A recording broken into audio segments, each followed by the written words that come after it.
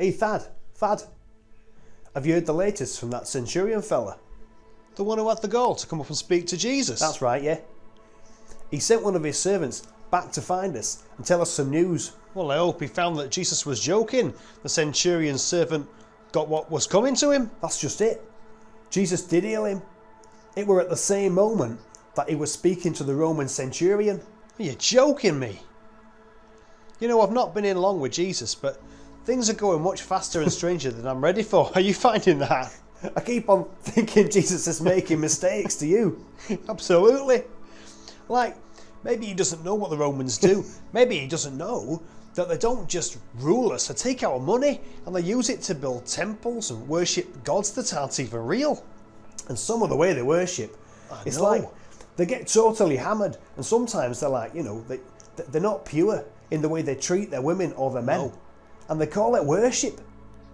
That's why when this Centurion fella came up to Jesus, I was like, here it comes! Jesus is going to speak to him like John the Baptist was speaking to the religious leaders.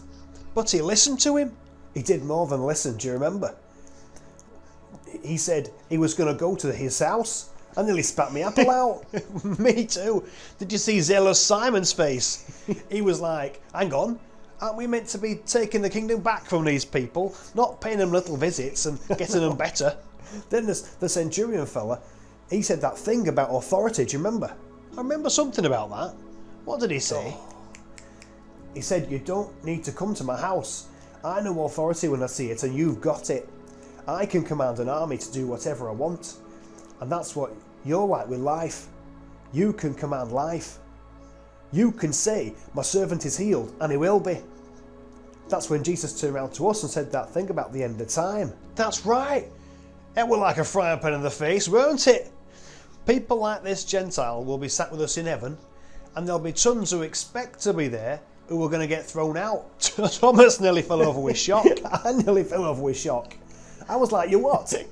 God's kingdom's for the Jews, not people who hate the Jews. But it happened. But it happened. It happened that the Centurion fella sent the servant back to say that the servant that was sick had been totally healed. And it happened at the same hour that Jesus said it would. The same hour Jesus said it. That's a mind melter, isn't it? What does it mean? I mean, I know we've seen Jesus heal people, but he was always with them. Like touching them and talking to them. That's right. And now, what, he can just speak. And someone miles away who has no idea the conversation's even happening can get well. It's like, I'm not comfortable saying this, but it's like the Centurion could see something about Jesus that we couldn't. I'm not comfortable with you saying that either, but you're right. It's like our understanding of who Jesus is here for needs to grow wider. Maybe it's not just for people like us. Maybe it's even for people who are nothing like us. Maybe for people who don't even know God. Can't be, can it? Peter, who is this guy we're following?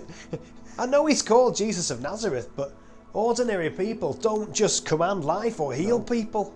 I don't know. Here's what I do know. I am in this deep, and I'm not going anywhere.